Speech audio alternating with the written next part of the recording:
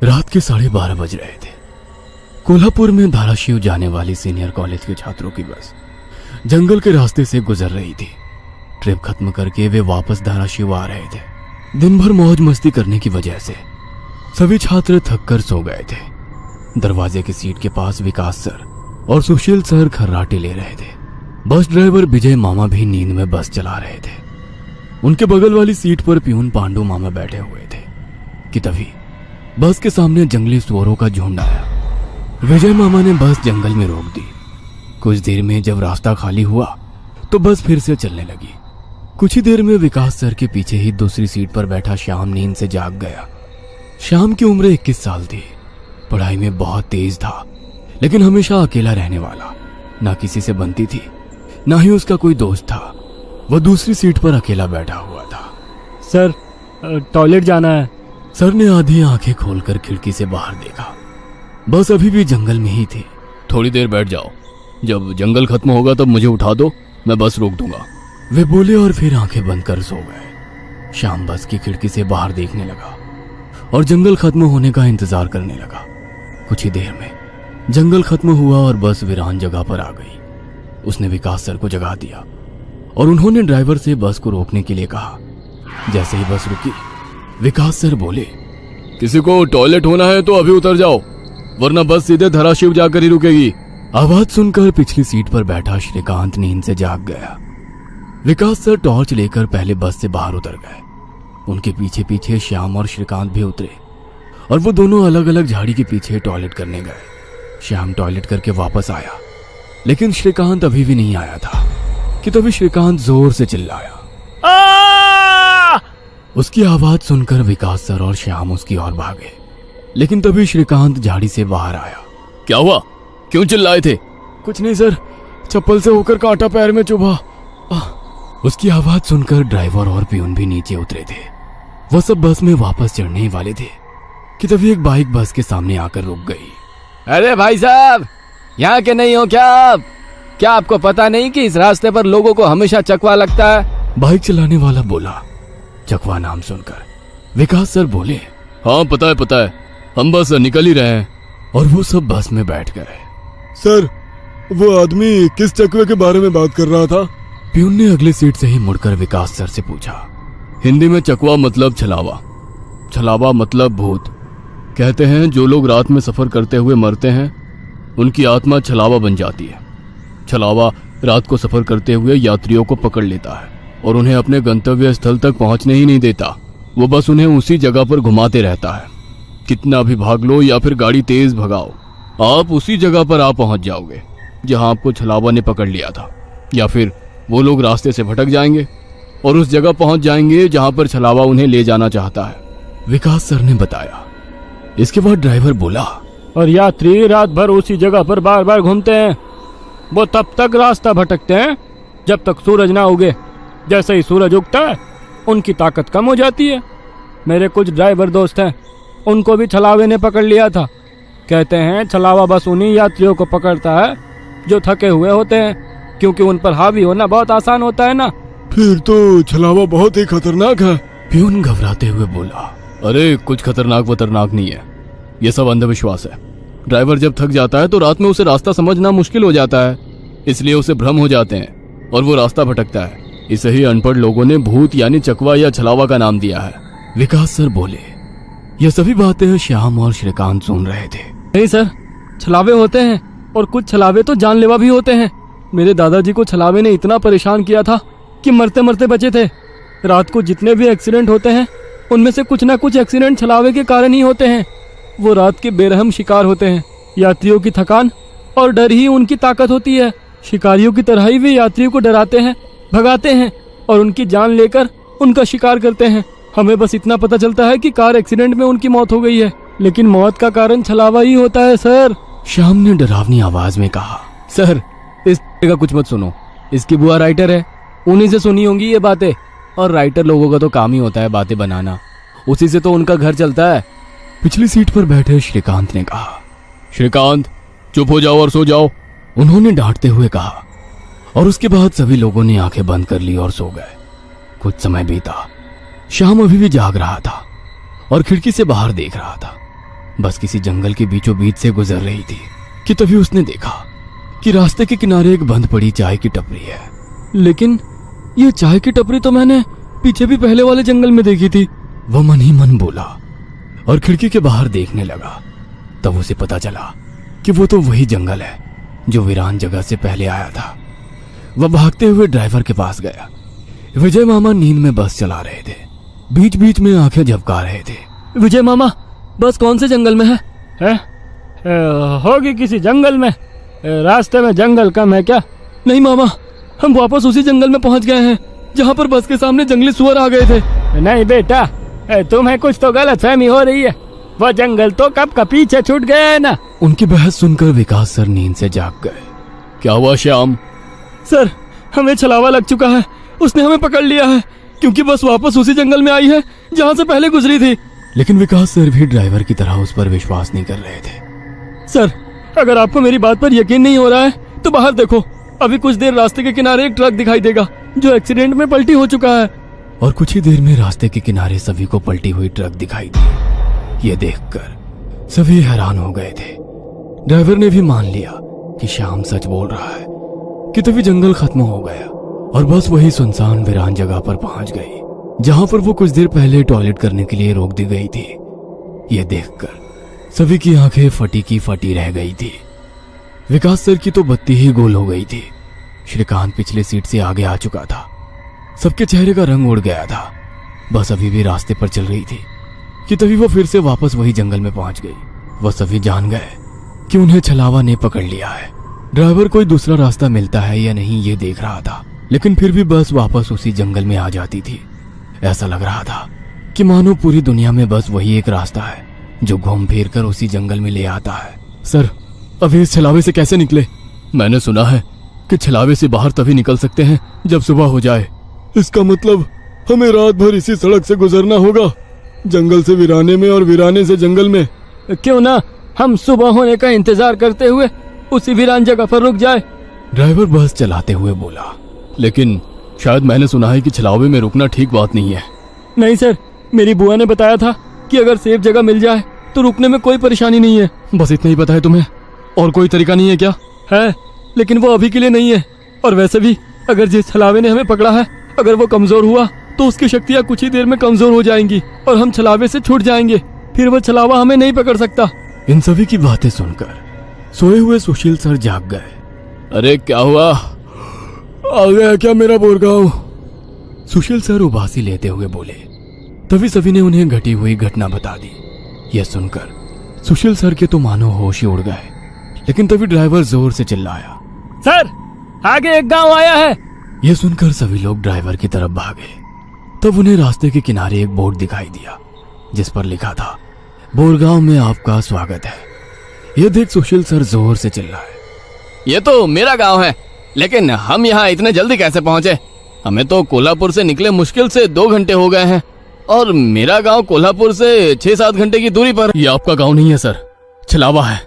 आपके मुंह से बोरगांव का नाम सुनकर छलावा हमें बोरगांव दिखाकर गुमराह कर रहा है। लेकिन अच्छा हुआ बोरगांव आ गया। मुझे लगता है कि हमें यहाँ पर सुरक्षित जगह ढूंढकर छिप जाना चाहिए। और सुशील सर के घर से ज्यादा सुरक्षित किसका घर हो सकता है? लेकिन सर, छलावे में एक जगह पर रुकना खतरे से खाली नहीं है और छलावा खुद में ही खतरा है। वो खुद में सुरक्षित जगह कैसे रख सकता है? तुझे मेरे से ज्यादा पता है क्या? बचपन से मैं भूतों के बारे में सुनते और पढ़ते आया हूँ। तू तय रहा। विजय मामा, बस सुशील सर के घर की तरफ ले चलो। सुशील सर ने ड्राइवर को अपने घर का रास्ता दिखाया। लेकिन तभी उन्हें उनके गली में लोगों की भीड़ दिखाई दी। बस आगे नहीं जा सकती थी, इसलिए उन्होंने बस दूर ही खड़ी कर दी। भीड़ में खड़े लोग जोर जोर से रो रहे थे और भीड़ का रुख सुशील सर के घर की तरफ ही था। भीड़ के रोने की आवाज सुनकर वे सभी लोग डर गए। सुशील सर बस से उतरे और भीड़ में घुस गए। उनके पीछे पीछे सभी भीड़ में घुस गए। वह सभी भीड़ को चीरते हुए सुशील सर के घर के सामने जा पहुंचे और आगे का नजारा देख उनकी रूह कांप उठी, क्योंकि जमीन पर खून से लथपथ 4 लाशें पड़ी हुई थी और वो लाशें थी सुशील सर के बीवी बच्चे की और उनके माता पिता की। उन सभी की किसी धारदार हथियार से गला काटकर हत्या कर दी गई थी। खुद के परिवार की लाशें देखकर सुशील सर का दिल सहम गया और वो रो पड़े। ये क्या हो गया? किसने मारा उन्हें? उन्होंने रोते हुए एक आंख वाले बूढ़े आदमी से पूछा। आज तुम्हारे बीवी ने चाकू से तुम्हारे बच्चे का और तुम्हारे माता पिता का गला चीरकर उन्हें मार डाला और फिर खुद का गला काट कर खुदकुशी कर ली। क्या? लेकिन क्यों? उसने ऐसा क्यों किया? अरे तुमने ही उसे ऐसा करने पर मजबूर किया होगा, वरना वो तो बहुत ही समझदार और नेक दिल इंसान थी। क्या? शादी के इतने सालों बाद भी मैंने उसे कभी रुलाया नहीं है और आप मुझ पर इल्जाम लगा रहे हैं? तुमने ही उसे ऐसा करने पर मजबूर किया है। ये लो चाकू और अपनी जान देकर अपने गुनाह का प्रायश्चित कर लो। वैसे भी तुम अकेले इस दुनिया में जीकर क्या करोगे? खुद की जान दे दो, वरना उनकी आत्मा को कभी शांति नहीं मिलेगी। न जाने सुशील सर को क्या हुआ, वो उस आदमी की बातों में आ गए। ऐसा लग रहा था कि वो उसकी बातों से वश में आ गए थे। उन्होंने वो चाकू अपने हाथ में लिया और रोते हुए बोले, हाँ हाँ, मैं प्रायश्चित करूंगा, मैं अपनी जान दूंगा। वैसे पास खड़े ड्राइवर ने उन्हें रोका। अरे सर, ये आप क्या कर रहे हो? ये सब छलावा है, आपका परिवार नहीं है। आपका परिवार घर पर सुरक्षित है। तभी एक आंख वाला आदमी बोला, ए, तूने अगर एक लफ्ज भी आगे कहा तो तुम्हें पकड़कर गांव के बीचों बीच सूली पे चढ़वा देंगे। यह सुनकर ड्राइवर डर गया और चुप बैठ गया। सुशील सर ने जमीन पर बैठकर चाकू की धार अपने गले पर रखी। सर, ऐसा मत करिए, ये सब कुछ छलावा है, इसके चंगुल में मत फंसिए सर। लेकिन फिर भी सर होश में नहीं आ रहे थे, इसीलिए प्यून ने गुस्से में आकर उनको चांटा मारा। तब जाकर वो होश में आ गए और उन्होंने चाकू नीचे फेंक दिया। ये देख एक आंख वाला आदमी गुस्सा हो गया। भाइयों, इन लोगों को भीड़ से बाहर निकाल दो, इन्हें हम बाद में देखेंगे, पहले इस सुशील के बच्चे को पकड़ लो। ये सुनकर भीड़ में खड़े लोगों ने सभी को भीड़ से बाहर कर दिया। श्रीकांत, विकास सर, प्यून और ड्राइवर भीड़ के अंदर घुसने की कोशिश कर रहे थे, लेकिन अंदर घुस नहीं पा रहे थे। सुशील सर के हाथ पैर बांधकर उन्हें जमीन पर बिठाया गया। सुशील सर अपनी जान की भीख मांग रहे थे। मुझे कोई बचाओ, विकास सर, पांडु मामा, मुझे प्लीज बचाओ, मुझे बचाओ। वो चिल्ला रहे थे कि तभी एक आंख वाले आदमी ने चाकू से सुशील सर का गला काटा और उनका सर धड़ से अलग कर दिया। उसने उनका सर हाथ में पकड़ा और भीड़ के बाहर हवा में फेंक दिया। वो सीधे श्रीकांत और श्याम के सामने आ गिरा। वो दोनों चीखे। तब एक आंख वाला आदमी बोला, भाइयों, इन शहरी लोगों ने सुशील को बचाने की जरूरत की है, उन्हें भी पकड़कर उनका गला काट दो। वैसे भीड़ में खड़े लोग इन सब लोगों की तरफ मुड़े। वो गुस्से से इनकी तरफ देख रहे थे। तभी उन्हें बस के हॉर्न की आवाज आई। जल्दी से भागो, जल्दी करो। कुछ ही दूर बस में बैठे ड्राइवर मामा चिल्लाए। उनकी आवाज सुनते ही श्याम, श्रीकांत, विकास सर और प्यून बस की तरफ भागे। भीड़ उनका पीछा कर रही थी। ये सभी लोग जैसे तैसे बस में चढ़ गए। गांव वालों ने बस पर पथराव किया। बस के कांच टूटकर बच्चों के शरीर में उसके टुकड़े घुस गए, लेकिन उसमें से कोई भी नींद से जागा नहीं था, क्योंकि वो सब छलावे के प्रभाव से मोहित होकर सो गए थे। श्याम, विकास सर और श्रीकांत के शरीर में भी कांच के टुकड़े घुस गए थे। कुछ लोग बस के सामने खड़े होकर रोड से बस को तोड़ रहे थे कि तभी ड्राइवर ने उन पर बस चढ़ा दी और बस वहां से चल पड़ी। जैसे तैसे बस गांव से बाहर आ गई। हर कोई अपने शरीर से कांच के टुकड़े निकालने में लगा हुआ था। श्रीकांत अपने हाथ में घुसा कांच का टुकड़ा निकाल रहा था कि तभी प्यून वहां पर आया। भतीजे, रुक, मैं निकालता हूँ, वो बोला, क्योंकि श्रीकांत उनकी बहन का बेटा था। बस फिर से वापस जंगल में आ गई थी। न जाने कब वो छलावा उन्हें अपने गिरफ्त से छोड़ने वाला था।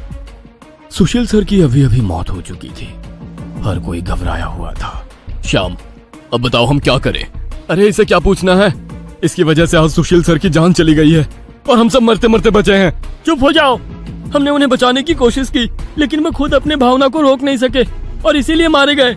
इसमें मेरी कोई गलती नहीं है। श्याम सफाई देते हुए बोला, लेकिन अब हम क्या करें? हमें बस सुबह होने का इंतजार करना होगा और बिना कहीं रुके बस चलाते रहना होगा। अरे लेकिन बस में इतना डीजल भी नहीं है कि सुबह होने तक चले। अगर बस का डीजल सुबह से पहले खत्म हो गया तो हम इस छलावे का शिकार हो जाएंगे। ये भी है, ये छलावा तो मेरे सोच से ज्यादा ताकतवर निकला। आज अमावस्या है, शायद ये अमावस छलावा है। बुआ कहती थी कि छलावे के बहुत से प्रकार हैं, जिससे सबसे खतरनाक अमावस छलावा होता है। यह सिर्फ और सिर्फ अमावस की रात शिकार करने के लिए बाहर निकलता है। इसे अकेले 2 या 3 लोगों की शिकार करना पसंद नहीं है। जहाँ पर यात्री बहुत सारी संख्या में होते हैं, बस उन्हीं पर यह छलावा हावी हो जाता है। वो सबसे पहले सबसे ज्यादा कमजोर और सफर में थके हुए इंसान को ढूंढता है, उन्हें डर दिखाता है, और जब उसकी डर से मौत हो जाती है तो उसके शरीर पर कब्जा करता है और बाकी यात्रियों के बीच में रहकर उन्हें गुमराह करता है। उन्हीं छलावे में बस घूमता रहता है और जब सभी यात्री थक जाते हैं तब उनका शिकार करता है। और मेरे हिसाब से हम जिस छलावे के चंगुल में फंसे हैं वो अमावस छलावा ही है, और वो अभी हमारे बीच में ही है। श्याम डरावनी आवाज में बोला। यह सुनकर सभी के होश उड़ गए थे। वो सब तो ठीक है, लेकिन अब हम इस छलावे से बाहर कैसे निकले? ड्राइवर ने पूछा। इस पर श्याम ने कहा, अब केवल एक ही उपाय है, लेकिन इसमें खून बहने के चांसेस है। हाँ, क्या है वो उपाय?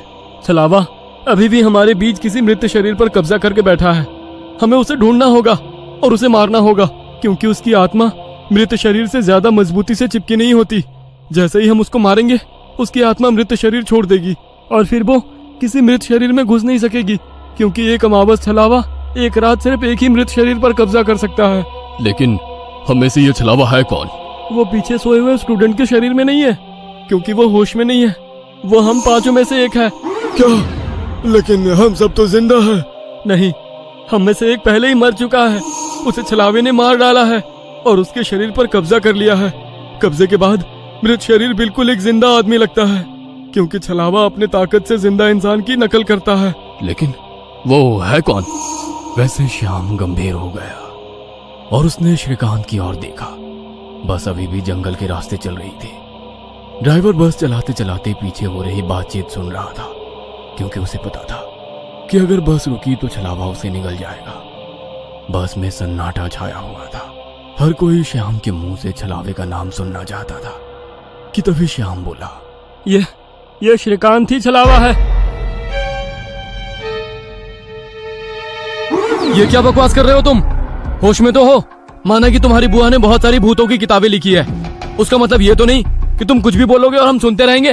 मेरा विश्वास करो सब, श्रीकांत ही छलावा है। जब ये वीरान जगह पर झाड़ी के पीछे गया था, तब मैंने इसे किसी साए की ओर घूरते हुए देखा था। जब मैं देखने के लिए आगे बढ़ा, तभी मेरी चप्पल में कांटा चुभने की वजह से मेरी चीख निकल गई और वो साया वहाँ से गायब हो गया। शायद तभी उसने श्रीकांत को पकड़ा होगा और उसके शरीर पर कब्जा किया होगा। चल जल्दी से इसे मार डालो, वरना ये भाग जाएगा। यह सुनकर सभी के होश उड़ गए, लेकिन उसकी बात में कुछ तो वजन था। ए श्याम, जबान संभाल कर बात कर। भतीजा है ये मेरा, अगर इसको किसी ने हाथ भी लगाया तो मार डालूंगा। हाँ। प्यून गुस्से में बोला, सर जी, इस पांडु की मत सुनिए। मुझे भी लगता है कि यही छलावा है, क्योंकि हम सभी ने झाड़ी से आती श्याम की चीख सुनी थी। श्याम बिल्कुल सच कह रहा है। ड्राइवर बस चलाते हुए बोला, अरे शक की सुई तो इस श्याम पर भी है। यह भी तो झाड़ी के पीछे गया था और दिखाई नहीं दे रहा था। ऊपर से यह विकास हम दोनों की नजर से दूर था। शायद इसे ही छलावे ने बस के नीचे खींच लिया और वहीं मार डाला। तो ये दोनों क्यों नहीं हो सकते छलावा?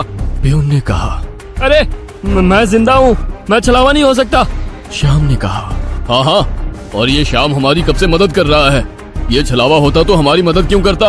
अब बचे तुम तो ड्राइवर के बाजू में ही थे, इसलिए ये श्रीकांत ही छलावा है।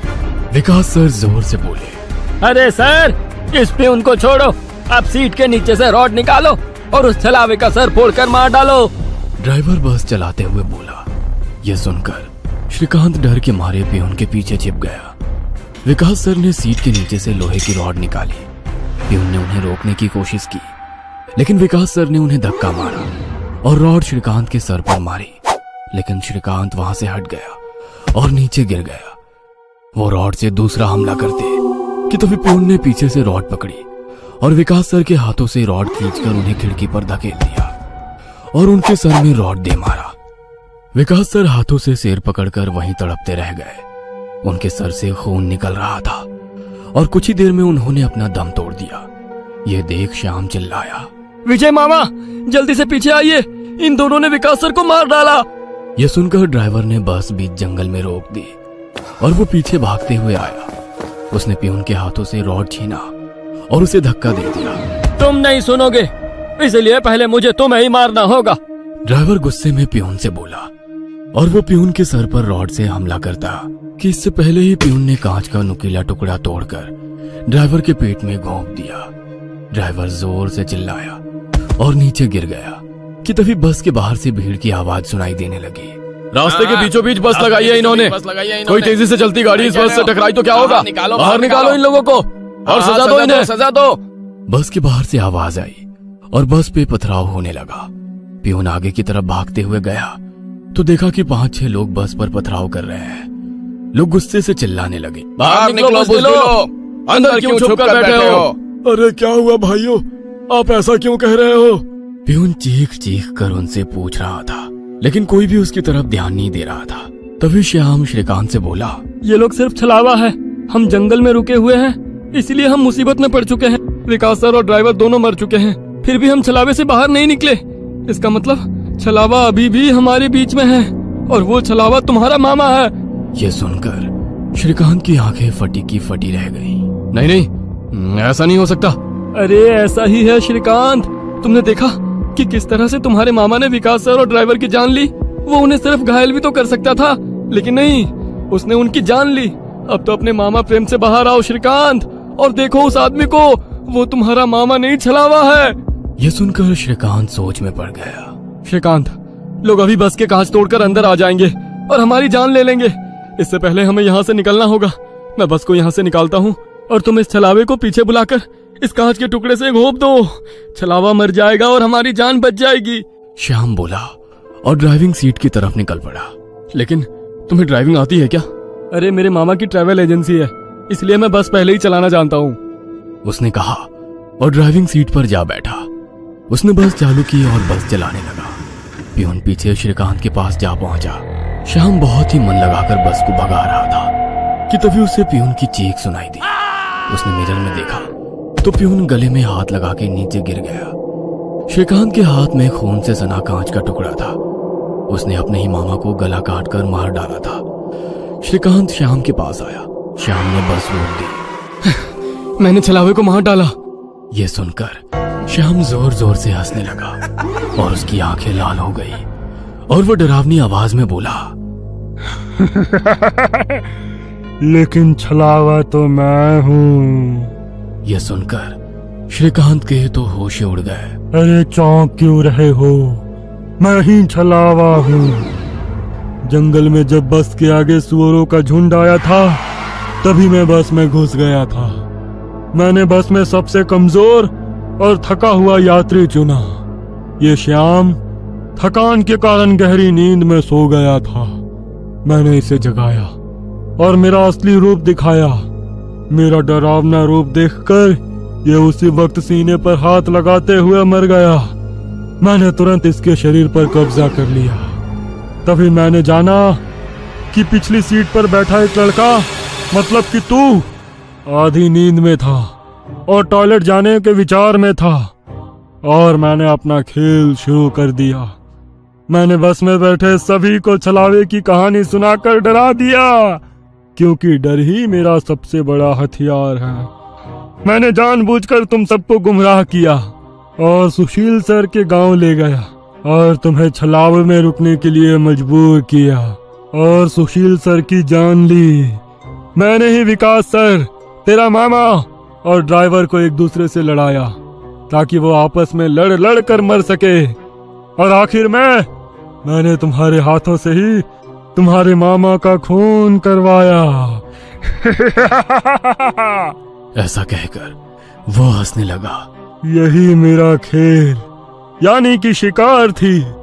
तूने अपने ही मामा की जान ली, उस मामा की जिसने तुम्हें बचाने के लिए अपनी जान पर खेलकर 2 आदमियों की जान ली।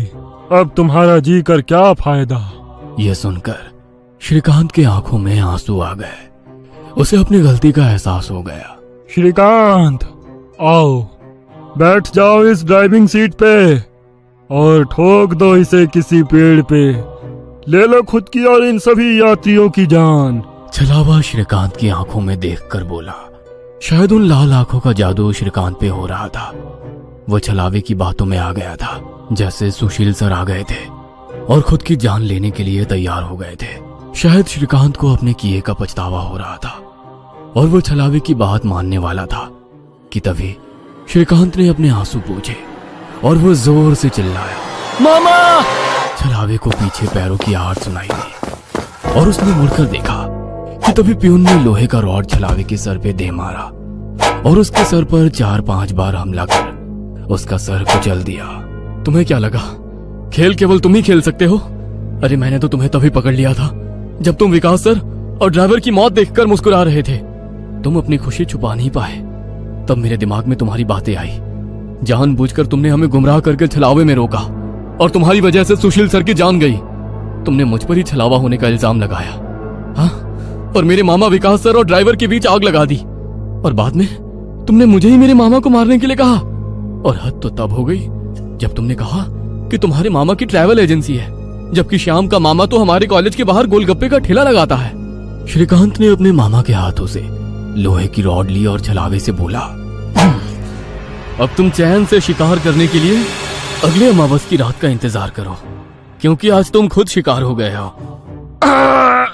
और ऐसा कहकर उसने एक रॉड का वार उसके कुचले सर पे कर दिया और उसके शरीर से छलावा काले धुएं के रूप में बाहर निकला और बस के बाहर निकल गया। और जैसे ही छलावा बस से बाहर निकल गया, सभी स्टूडेंट्स नींद से बाहर आ गए। आज पहली बार कोई अमावस छलावा किसी यात्री से हारा हुआ था। बस के ऊपर हवा में उड़ता हुआ छलावा दर्द से तड़पने लगा और चिल्लाते हुए हवा में बिखर गया। उस छलावे को अपनी योनि से मुक्ति मिल गई, क्योंकि ये सृष्टि का नियम है कि जब भी कोई छलावा इंसान से हारता है उसका अंत हो जाता है और उसे मुक्ति मिल जाती है। आधी रात का समय था।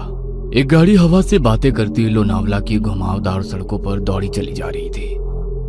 गाड़ी के अंदर तेज म्यूजिक चल रहा था और अंदर बैठे चारों नौजवानों अक्षय, रवि, आयशा और आदि ने अपने हाथ में एक एक कोल्ड ड्रिंक की बोतल पकड़ी हुई थी, जिसमें उन्होंने शराब मिला रखी थी। शराब के नशे में झूमते हुए अचानक ही अक्षय ने गाड़ी में ब्रेक लगा दी। अचानक ब्रेक लगने के कारण चारों को एक जोरदार झटका लगा और जैसे शराब का नशा एक झटके में चूर हो गया। घबराते हुए रवि, आदि और आयशा गाड़ी से बाहर निकल आए। क्या हुआ अक्षय, इतनी जोर से ब्रेक क्यों लगा दिया? सब ठीक तो है ना? लगता है डिक्की खुली रह गई है। जा आदि, तू चेक करके आ। कुछ नहीं हुआ बे, बस वैसे ही मजे ले रहा था। इसका बर्थडे है, इसे परेशान करना तो बनता है ना। तुम्हें अगर ज्यादा मस्ती सूझ रही है तो हटो, मैं ड्राइव करती हूँ। गाइस, मुझे लगता है अक्षय पीकर आउट हो चुका है। ए आयशा, चुप करके बैठना पीछे। बोला ना तुझे मजाक कर रहा था। आदि आ जाना यार, कुछ नहीं है डिक्की में, बैठ जल्दी। आशा के बुलाने पर आदि भी आकर अपनी सीट पर बैठ जाता है और अक्षय वापस से गाड़ी स्टार्ट कर देता है। यार 100 की स्पीड में भागती गाड़ी में तूने ब्रेक लगा दिया। अगर गाड़ी पहाड़ से नीचे गिर जाती तो अभी इन वादियों में भूत बनकर घूमते अपन लोग हैं। यार प्लीज ऐसा करो, किसी लॉज पर गाड़ी रोक दो, हम लोग सुबह निकलेंगे। अब तेरी क्या प्रॉब्लम है? तुम लोग समझ नहीं रहे हो यार, तुम सबको चढ़ गई है, अपने होश में नहीं हो तुम लोग। इस तरह लॉन्ग ड्राइव पर जाना सही नहीं है और तुम लोग अभी इस हाईवे के बारे में ज्यादा कुछ जानते भी नहीं हो। यार तेरा ही बर्थडे मनाने जा रहे हैं, तू सारा मजा मत खराब कर। अच्छा बता, क्या प्रॉब्लम है इस हाईवे में? यार मैंने बोला ना, ये रास्ता सही नहीं है। यहाँ के लोकल्स का कहना है कि आगे पहाड़ी पर अक्सर रात में एक्सीडेंट होते हैं। क्या बकवास है ये, एक्सीडेंट किस रोड पर नहीं होते हैं? हाँ, इसमें क्या नई बात है? होते हैं, सब जगह होते हैं, लेकिन यहाँ पर वजह कुछ और होती है। बस तू यू टर्न लो और पीछे चलो। अब तो तूने चैलेंज कर दिया भाई को, अब गाड़ी नहीं रुकने वाली। आदि के लाख रिक्वेस्ट करने पर भी अक्षय ने फिर से गाड़ी का गियर बढ़ाया और एक बार फिर से उनकी गाड़ी हवा से बाकी गई। आदि की बातें भूलकर बाकी के दोस्त भी अंग्रेजी गाने की धुन पर आंख बंद करके थिरक रहे थे, लेकिन आदि अभी भी अक्षय के साथ आगे की सीट पर थोड़ा सिकुड़ा सहमा सा बैठा हुआ था। रात का सन्नाटा हर गुजरते पल के साथ गहराता जा रहा था। रात के तकरीबन 2 बज गए थे।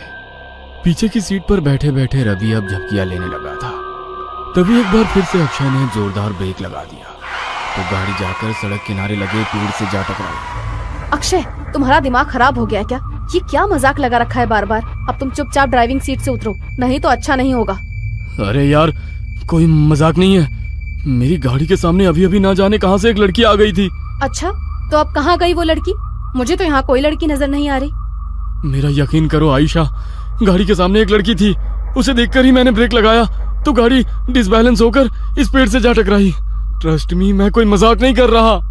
रात के 2 बज रहे हैं। इतनी रात को इस सुनसान सड़क पर कोई लड़की क्यों घूमेगी? और अगर तुम्हारी बात मान भी ले कि यहाँ कोई लड़की थी, तो अब वो लड़की कहाँ है? आदि, तुम तो अक्षय के साथ ही बैठे थे ना, तुम्हें कोई लड़की दिखाई दी? मुझे तो कोई लड़की दिखाई नहीं दी। पता नहीं अक्षय क्या कह रहा है। मुझे कुछ समझ में नहीं आ रहा है यार, लड़की अचानक कहाँ गायब हो गई। समझ लो हमारा एक्सीडेंट होते होते बचा है अभी। आदि, आयशा और अक्षय गाड़ी से नीचे उतरकर बातें कर रहे थे और रवि सब कुछ अनसुना करके चैन की नींद सो रहा था। इसे देखो, अभी गाड़ी खाई में गिर जाती तो ये सोते सोते कुंभकर्ण ऊपर पहुंच जाता। इसीलिए बोलती हूँ, लिमिट में पिया करो। हाँ, तो सही कह रही है, शायद मुझे चढ़ गई है। मैं पीछे बैठता हूँ, अब तू ड्राइव कर ले। ना बाबा ना, अब तो मेरी आंखें नींद से भरी हो रही हैं। तू ही चला गाड़ी, लेकिन अब ध्यान से चलाना। अक्षय एक बार फिर से ड्राइविंग सीट पर बैठ गया और आयशा पीछे बैठकर झपकियां लेने लगी। कुछ देर बाद, यार आदि, मुझे ऐसा लग रहा है हम बार बार उसी रास्ते पर आ रहे हैं। सब गोल गोल घूम रहा है यहाँ, वही पेड़ वही पहाड़। मुझे सच में चढ़ गई है क्या यार? तू एक बार लोकेशन चेक करना। भाई, पहाड़ एक जैसे ही होते हैं, इसमें क्या अलग होगा? आदि अपना मोबाइल निकालता है, लेकिन मोबाइल में कोई नेटवर्क ही नहीं आ रहा था। यार, मेरे फोन में नेटवर्क ही नहीं है। तभी अक्षय को गाड़ी की लाइट्स में सामने एक आदिवासी पहनावे वाली लड़की दिखाई देती है।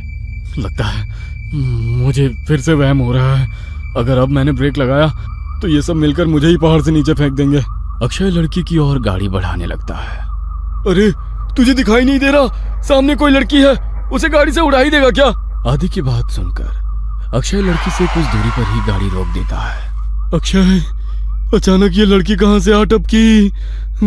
चुपचाप गाड़ी आगे बढ़ा, मुझे कुछ ठीक नहीं लग रहा है। बाहर मत निकलना।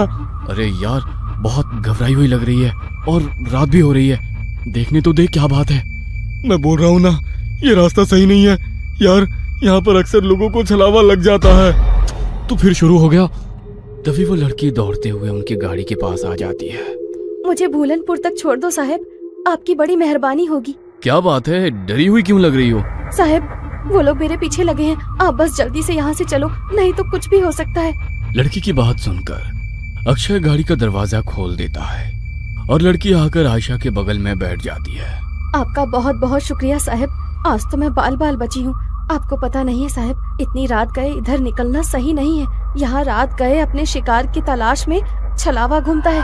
कहते हैं जिसके ऊपर छलावा की नजर पड़ जाए, फिर वो नजर बांध देता है। उसके बाद आप वही देखोगे जो वो आपको दिखाएगा।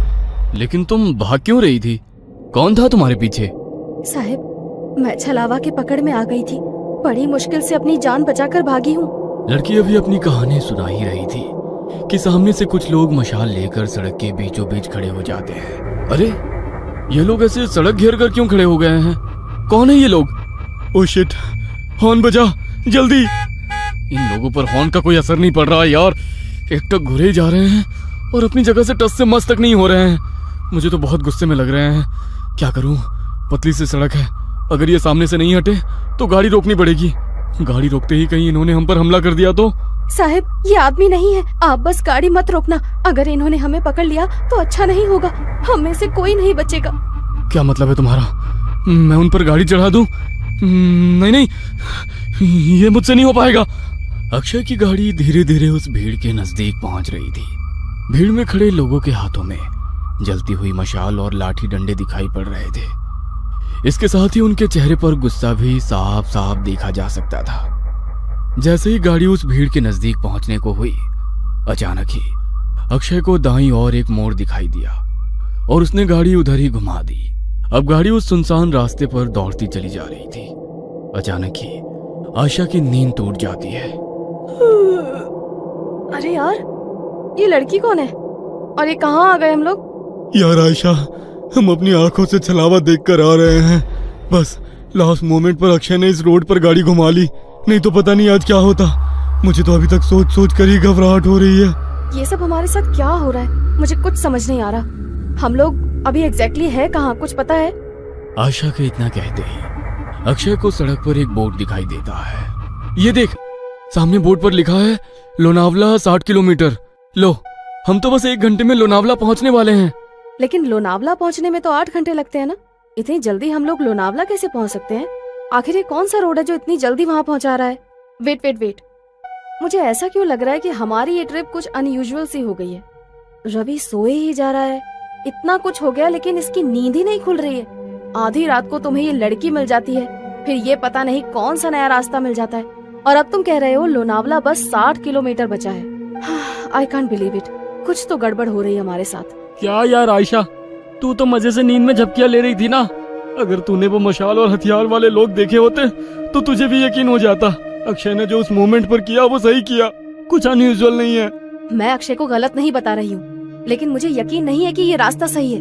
आयशा, आदि और अक्षय के बीच बहस चल रही थी कि उन्हें सड़क के किनारे एक ढाबा दिखाई देता है। चलो इस ढाबे पर उतरकर पता करते हैं कि ये रास्ता कहाँ जाता है।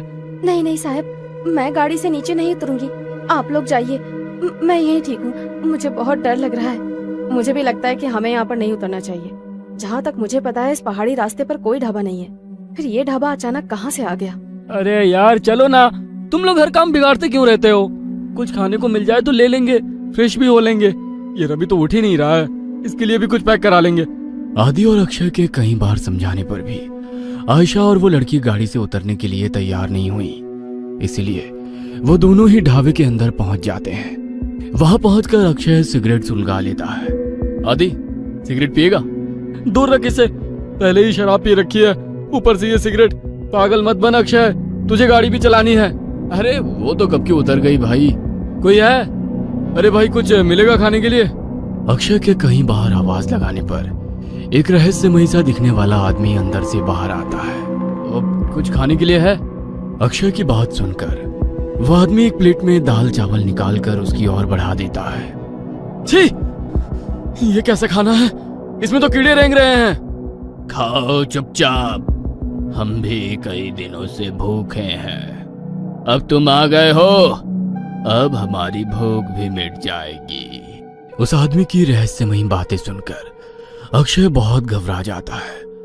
अक्षय उस आदमी को धक्का देकर वहां से भागते हुए गाड़ी की तरफ आ जाता है। आदि चल यहाँ से, ये आदमी मुझे कुछ ठीक नहीं लग रहा है, यहाँ रुकना सही नहीं है। कहाँ तक भागोगे? वो तुम तक पहुंच चुका है, छल चुका है तुम्हें। अब तुम में से कोई नहीं बचेगा। इतना कहकर वो आदमी वहां से गायब हो जाता है। अक्षय और आदि हाँफते हुए वापस गाड़ी में आकर बैठ जाते हैं। गाड़ी में बैठ आदि, हम अभी भी छलाऊ में हैं, और उस आदमी ने अभी अभी हमसे कहा कि वो हम तक पहुंचकर हमें छल चुका है। इसका मतलब कहीं ये तो नहीं कि छलावा हम में से ही कोई एक हो? अबे क्या बकवास कर रहा है? क्या नई कहानियां बना रहा है अब तू? अरे तू तो पूरे रास्ते सो रहा था ना, तुझे नहीं पता हमारे साथ क्या क्या हुआ है।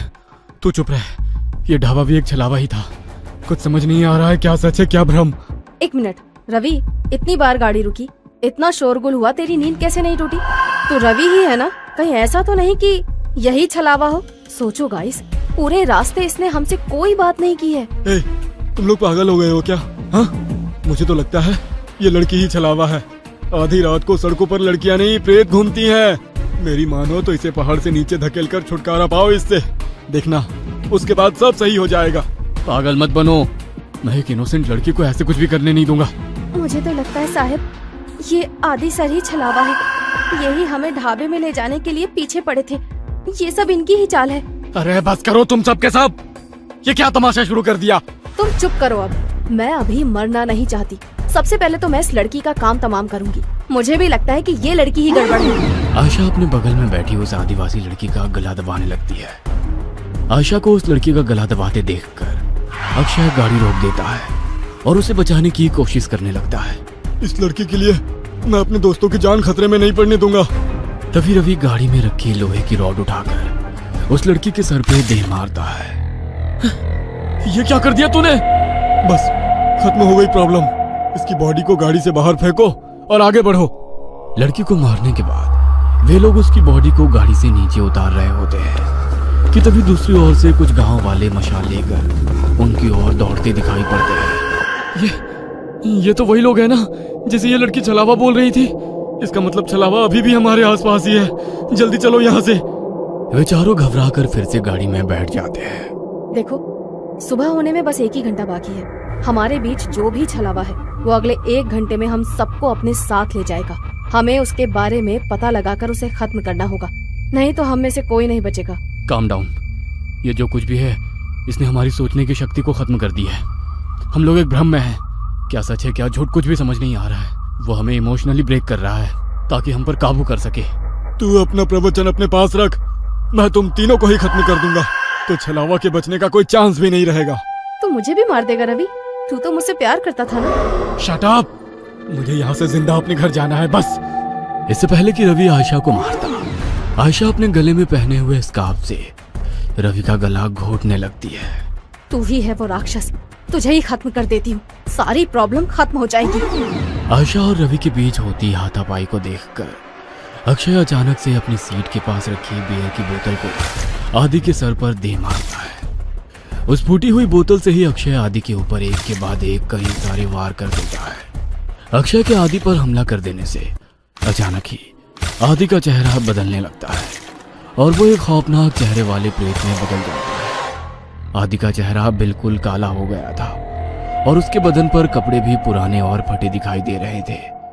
हैरानी से अक्षय की ओर घूरते हुए वो जोर से चिल्लाया, नहीं, ये नहीं हो सकता।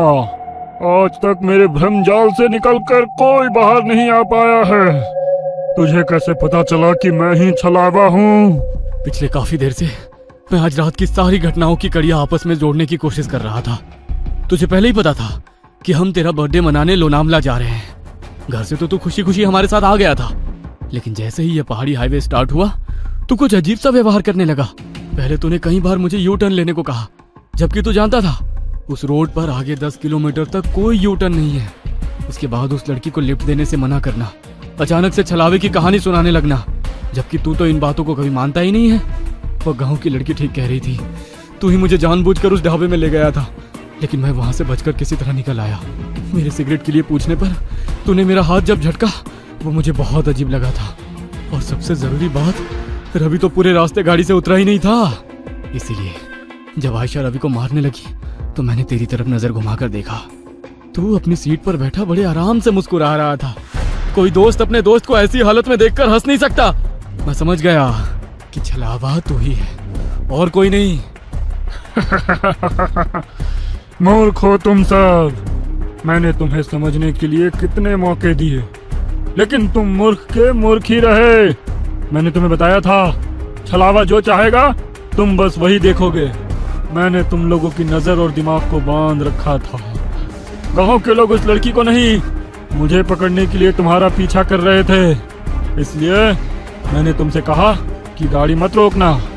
मैंने ही तुम्हें वो ढाबा दिखाया ताकि तुम सब वहां नीचे उतर जाओ और मैं अपना शिकार कर लूं। लेकिन ये आयशा बहुत चालाक है। इसने गाड़ी से उतरने से मना कर दिया था, इसलिए मैं वहां शिकार करने से चूक गया। बस कुछ देर की बात और थी, इस रवि के मरते ही तुम दोनों एक दूसरे की जान के दुश्मन बन जाते और एक दूसरे को मार डालते और मेरी जीत हो जाती। अगर ये आदि नहीं है तो हमारा आदि कहाँ है? तुम्हारा आदि तो उसी जगह मेरा शिकार बन गया था, जब पहली बार तुम सब गाड़ी से उतरकर इस अक्षय से झगड़ा कर रहे थे और वो गाड़ी की डिक्की चेक कर रहा था। अक्षय, मार इसको, छोड़ना मत। उसने हमारे आदि को मार डाला, मैं इसे नहीं छोड़ूंगी। सुबह के 4 बज चुके हैं, अब तुम लोग मेरा कुछ नहीं बिगाड़ सकते। इतना कहकर वो छलावा वहां से गायब हो जाता है। जन्मदिन के दिन ही अपने दोस्त को खोने के गम ने उन सबको तोड़ कर रख दिया था। उस रात छलावे से उनकी जान तो बच गई थी, लेकिन अपने दोस्त को खोने का गम जीवन भर उनके सीने पर बोझ बनकर उन्हें सालता रहा।